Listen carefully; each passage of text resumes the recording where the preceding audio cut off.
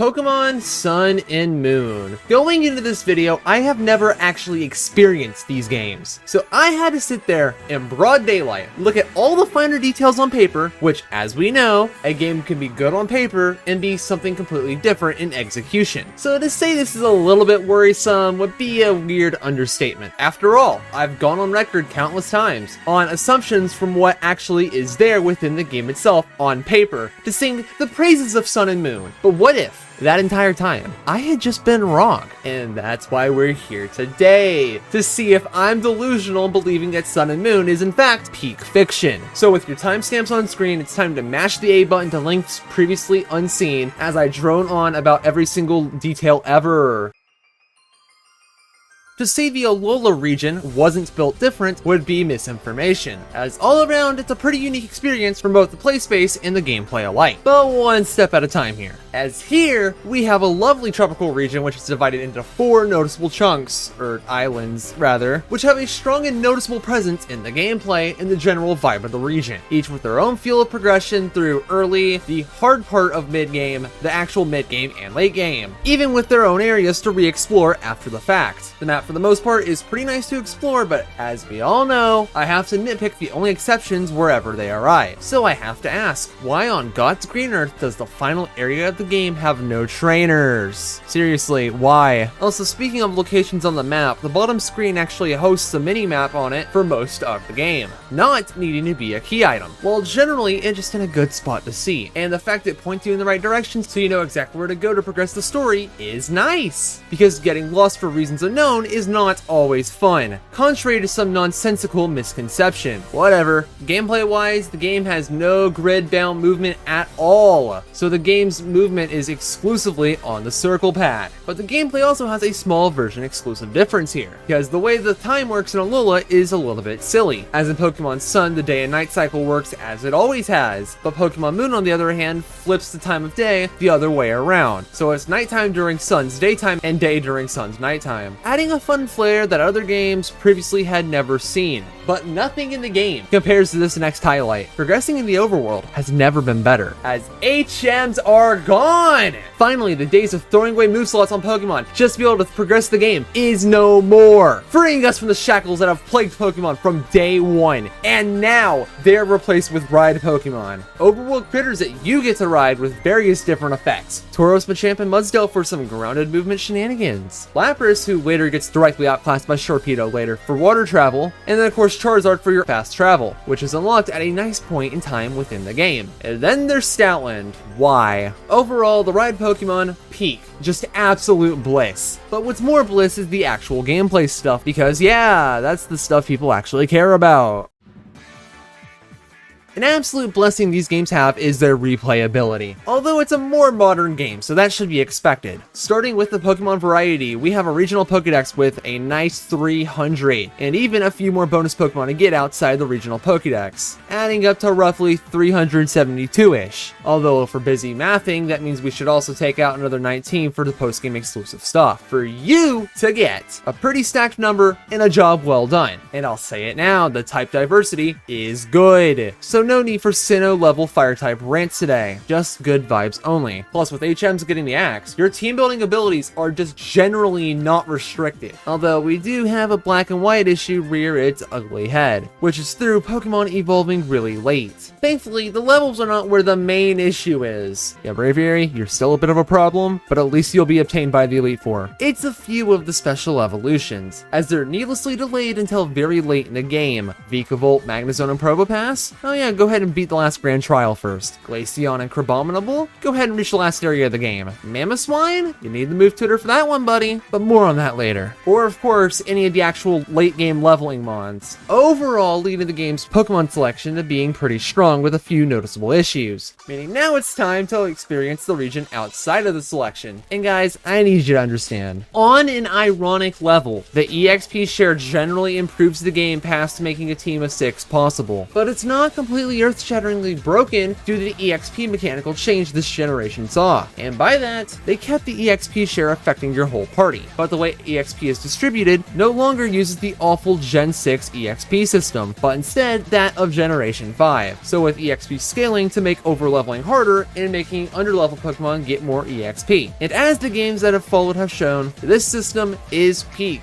especially with a toggleable EXP share. Not that most people are turning it off or anything. Not that you should in this climate, as the level curve in Alola is more so built with the EXP share in mind. As grinding is essentially never an issue, there's literally nothing to complain about. Although technically if you decide to go battle every single optional trainer in the world, of course you're going to overlevel. It's what happens when you go and fight extra content. But otherwise there's really nothing else to complain about. Although I guess the levels on the ally Pokemon for some of the totem fights, specifically Mimikyu and Kommo-o, as level wise there's like no progression between Vikavolt and Mimikyu, and then Kommo-o's partners are just, well, horribly underleveled. But everything else is fine. So yeah, boss fights. In Alola, gyms are completely scrapped, and instead trials make up the new boss fights. The totem battles, which put you against a very powerful wild Pokemon that can actually call for backup, and the grand trials against a boss trainer capable of using Z moves. Beating either of which will allow you to access a new Z crystal, or in the case of the grand trials, an increase on your Pokemon obedience level cap. Two styles of boss fights, and both can be a little sketchy to play. Most of the totems are good, though I have to say the movesets on Wishy-Washy and Vikavolt are embarrassing. Wishy-Washy has one attack to hit you with, it has the potential to set up rain, despite it being up by default, and it is able to make you resist its only attack.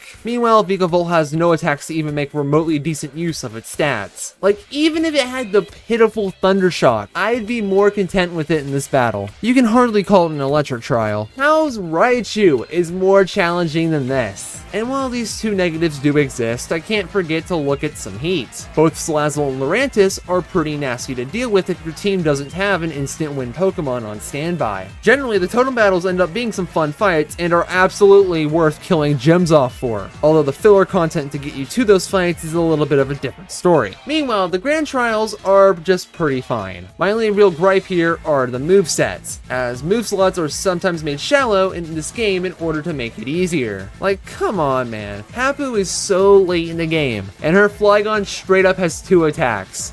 2! And the same pops up a little bit into the Pokemon League as well, where movesets are a little bit dry, mostly on Hala's team, and slightly being an issue on Olivia's as well, making the Elite Four feel like a bit of a joke at times. Meanwhile, the other battles are pretty cool, especially with the Professor being the game's final challenge, and of course having a bit of a sweaty team. What's pretty cool is how Mega Evolution, despite being in the game, does not have that much of a negative impact on the experience, but not much of a positive one either. Kind of like Let's Go in that regard, as it's a feature exclusive to post-game this time around, meaning all the important stuff is all said and done, but my issue with the Mega Evolution in this game is how not every single Mega Stone is obtainable, as only the ones for Pokemon that exist in the regional Pokédex can be obtained, and that's at a ludicrous buying point too. You only get 1 free Mega Stone in this game, and it's for a trade evolution. Brilliant. Looking at the smaller gameplay things, the move reminder is nonsense in this game. Despite hard scales being at their absolute easiest to get, the feature is locked all the way to Mount Lanakila, which for those who don't remember, is the literal end of the game, meaning you mostly miss out on this very valuable mechanic, which does hurt sometimes. Thankfully, you need it less than usual due to a new feature being attacks learned on evolution, meaning regardless of when a Pokemon evolves, they will always learn an attack on evolution, unlike where Torterra used to just learn Earthquake at level 32, and if you got it at 33 instead, it would just never get it. This is pretty nice. Finally, the game has a weird gimmick up its sleeve. The introduction of a special ability, essentially being different to that of a hidden ability. Both Greninja and Zygarde would receive these, and of course it would be through special means. Greninja with an event, or special demo rather, rip the eShop, and Zygarde through a key item that thankfully gets to teach it a few attacks as well. One example of favoritism, and Zygarde's content being cut from a Mega Ruby and Alpha Sapphire. But hey, picking favorites is how life goes apparently. Just like Arceus now being able to run a Z Crystal instead of a plate for its held item. Just some peak favoritism, like how I'm currently favoring these game mechanics.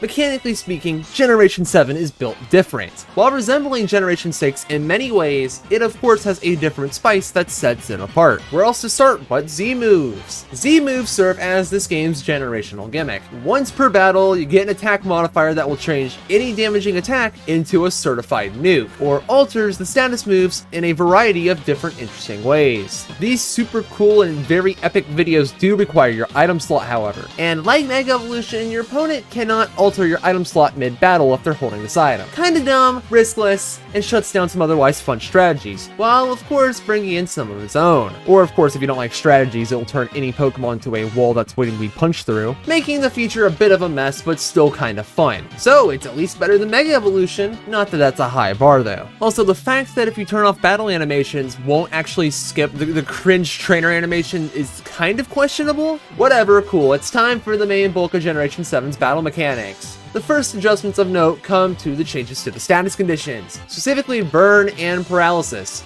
Get this, burn damage was taken down from 1/8 of damage every turn to 1/16, neutering its passive damage by resembling itself from that of Generation 1. Paralysis similarly had its potency nerfed, by making its former 33% speed drop into 50% instead, being less debilitating but still good in terms of speed control. Overall, both these changes were good. Well done. Another thing well done was the influence the competitive scene had on attacks and abilities, as plenty of them were rebalanced this time around. Ability-wise, Weak Armor saw a random buff, while the 8 abilities had their damage modifiers softened. Thank you, Megament. Really appreciate this one. Prankster Afflicted status moves will actually fail against Dark types. Give a big round of applause for Thundurus. The second attack from Parental Bond is weaker, and of course the priority buff from Gale Wings only works when at max HP, because it's almost like spamming a priority Brave Bird was an issue. Almost. I'm gonna say it, these changes are all good so far, unlike the attack changes. Yes, the only negative I can say about them is the Dark Void nerf. Explain to me why you'd go out of your way to nerf the attack to an unusable state despite changing the attack to not work on the one Pokemon that made it an issue in the first place. Which they did, by the way. It's just the most backwards thing they could have done despite literally solving the problem. But hey, looking at positive attack changes, both Swagger and Thunder Wave's accuracies got nerfed. Again, thank you Thundurus, as well as Leech Life becoming an actual attack rather than a cruel joke. Yeah, there were other attacks that got changed as well, but these are the big highlights. What, you think I want to sit here and talk about Fell Stinger's buff? But speaking of rebalancing stuff, even the items couldn't run from their sins. Regular healing items like the Super Potion and Friends saw their HP healed altered, actually giving you a reason to run the Max Potion instead of multiple hypers. Plus, a few random healing berries were needlessly buffed to extreme levels. Some Pokeball catch rates also became gooder. The EV boosting power items also had their effectiveness doubled. The Soldew got a nerf that made it become irrelevant, but of course with all the positives there's gonna be one big negative. The X items had their potency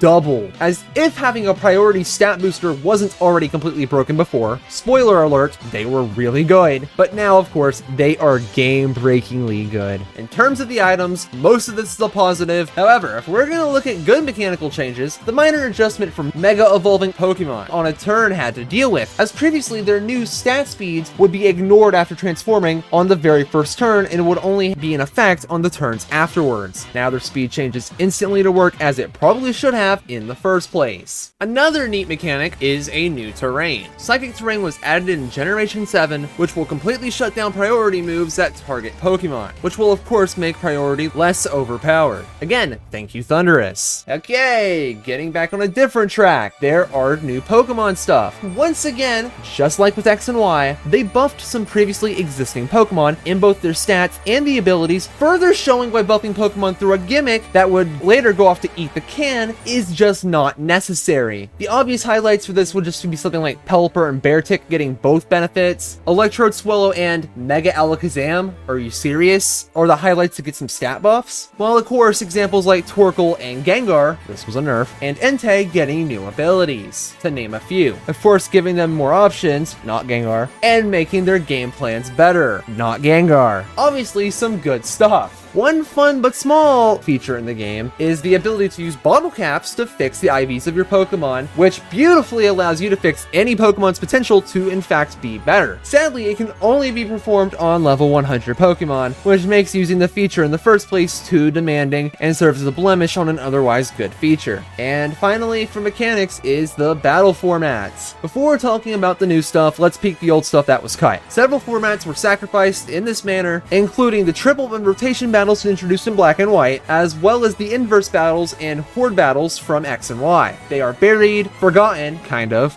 and most importantly, not nuking this game's performance. It's sad to see them go, but for the most part, you'll just forget they're gone. 3 of them are basically just gimmicks, and the other is something you'd only essentially remember because of the damn Bidoof image. Meaning, hey look, new stuff! The first one is the SOS battles, which also serve as the framework for the game's totem fights. Essentially, the battle starts as a single battle and then can become a 1v2 at the start of every turn. Granted that the main Pokemon you're battling is not statused or a specific group of Pokemon. And while being able to summon more Pokemon can be nice for several reasons, there is a minor issue here. If there's more than one Pokemon, you can't catch either of them until you take one out, which is a mild inconvenience if they just keep calling for more whenever one of them falls. Anyways, this brings us to the final new thing, the Battle Royale. 4 trainers all in battle against each other at once, and the battle ends once one trainer loses all of their Pokemon, which I'm just gonna say it, that's kind of just a bad decision. But hey, look, it's a 4-player free-for-all experience, and it's pretty funny, but good lord, this mode has some design issues out the wazoo. It's a fun and welcome addition for sure. Hey, look at that, that's all the mechanical stuff, so let's just slide over to the post-game. Endgame content! Straight up the most surprising side of Sun and Moon, considering there's quite a bit more than you would have expected. So starting us off is the post-game itself, as it's just a mini narrative bringing back 2 characters from past games, just to have you set off on a wild goose chase to catch the Ultra Beast and opening up access to Necrozma. And that's all. It works for general gameplay purposes fine enough, but otherwise, a bit tedious due to how weak the idea is of just running into the grass and getting this spin-off class of legendaries, with potentially needing to catch more than one of them to progress said storyline. Thankfully for us though, the other bits of the post-game content are much better. Starting with the Pokemon League, as once again we have an Elite Four rematch session in this game. The level jump isn't that big, but it does exist. The big key difference to other iterations of this feature is that the champion fight will be chosen from a random pool of trainers, instead giving you one of 10 different trainers to fight in the final battle, keeping the replayability up where it probably shouldn't even have been in the first place, which is excellent. What's not quite excellent, but is still nice, is the Battle Tree, a post-game battle facility that really just ends up being a reskin of the Battle Maison from the Generation 6 games, this time with recruitable multi-battle partners. Alright, we're gonna move away from the actual post-game to the other stuff. So beginning that off, let's peek at the changes to pre-established features, starting with fishing, which they really need to stop touching. Basically, you only get the one rod in the game after beating the water trial, and to your dismay, it cannot be used anywhere where there's water, just specific locations, which is a bit of a bummer on its own. But that's not the only drawback, as now you can actually fish up items, which just slows the game down even longer instead of, just letting you find the Pokemon you're looking for. Another odd change to pre-existing mechanics would be to breeding, as the Pokemon daycare was renamed to a nursery, and as such had one small change added to it, and that it being the fact that your deposited Pokemon cannot get any XP while in the nursery, which is honestly a fine change. No more learning random new moves and losing your important ones. Pokemon Ami saw a bit of a rework going into Generation 7, being replaced with Pokemon Refresh. It's mostly the same, you feed and pet the Pokemon and earn your affection boosts. Just remove the minigames and here we are, gentlemen. But hey, of course now it's time to move away from the reworked features and go straight into the everything else. So let's start with collecting! So I mentioned the whole thing with Zygarde earlier. The neat part is the fact that there's a large collectathon involved with the Pokemon. As to get the Zygarde cube filled up, you have to collect a bunch of cells scattered across the region, where there's 100 total, making this a bit of an extremely dreadful task if you just actually want your Zygarde with Power Construct. As we all should know by now, quests like these really only work when the number of thing to find in Big Map is a tolerable number. Obviously in this case, it's not cutting it. The alternate world exists as a neat feature in the game to completely flip the time of day in-game, serving as a nice way to invalidate the need for a lot of day-night nonsense. Good addition and further proof we need more time of day control in these games. Looking at something completely pointless is the Pokefinder. Get this, it's a camera, and that's it, congratulations, it's a bit of a waste. And now we reach trainer customization. We all know that X and Y introduced this feature, although technically it didn't. Here in Sun and Moon, it's brought up by a small step. Overall, the variety of customization in the game itself is just better, and the shops more importantly do not have the issue of daily rotating stock, which is fine and dandy, but the pretend appearance was all you could change would be a lie, because you can change your in-game battle style as well, letting their trainer throw their Pokeball in a completely different manner at the start of a battle. Our final bits of content are thankfully all in the pause menu, so let's start with Quick Lane, a feature that lets you do your local trades and battles with absolute ease. If this sounds familiar, that's because it does. Anyways, for a real feature, we take a glance at some controversy for some reason. Festival Plaza is a feature that gets a little too much hate for reasons beyond its actual quality. Keeping it simple, Festival Plaza's main purpose is just being Black 2 and White 2's Joint Avenue, but again, but different, but in a menu. Overall, it's not bad, but that's ignoring the issue that this is where the game's typical online features are, so the GTS online battles and Wonder Trade. But here's something some people need to understand. It doesn't actually bring the feature to ruin. And if you do think that, I have one question. Why? The comment section exists for a reason. Pushing on brings us to Pokepelago, a place with the bean economy allowing you a load of stuff like much easier access to berries through a much better farming system, much better access to evolution stones, free leveling for your Pokemon, or even a way to farm friendship on groups of Pokemon, and of course, being able to have a chance to recruit some wild ones. All without actually needing to play the game, which is an absolute blessing as it removes a lot of tedious grinding. Meaning finally, we're at Island Scan. What harmlessly comes off as a generic QR scanner actually has its own benefits. First off, the QR codes you scan will actually add pages to the Pokédex, meaning it's easier to fetch entries for it, or to get access to a free Magearna. But hey, that doesn't matter, as after collecting enough codes, you actually get to scan for a Pokemon spawn that does not naturally spawn in the world otherwise. It ends up functioning on both the island you're on and the day of the week, so there's no RNG even present. And honestly, that's one of the best things you can ask for. Ladies and gentlemen, that's all for the features, or at least the noteworthy ones, meaning it's time to talk about literally anything else. So, beginning the presentation section, let's just start with the graphics. They are fine, and unlike Omega Ruby and Alpha Sapphire, the overworld looks good. Great, even. Especially considering the hardware in question. And in battle, the backgrounds actually resembling the areas in the overworld is a nice touch. Although the screen resolution does have a habit of making some mons look nasty. Again, a hardware issue, but an issue nonetheless. Not like I can just upscale the visuals without an emulator or anything. And moving towards the music, it's good. And yes, that applies towards both the battle music and the overworld, despite the latter feeling very forgettable on average. Well, that's typically how we'd round out the section. We have an issue. Lag. No, not the type caused by my computer attempting to run the game, but one found on official 3DS hardware as well, as both the Battle Royals and regular double battles have noticeable lag spikes between the mons on the field, the trainers, the weather, or whatever. It can take a while, which makes it a bit of a minor inconvenience. Similarly to how people have always viewed the Pokemon stories. Oh yes, reference getters. It's time for the fun part of the video.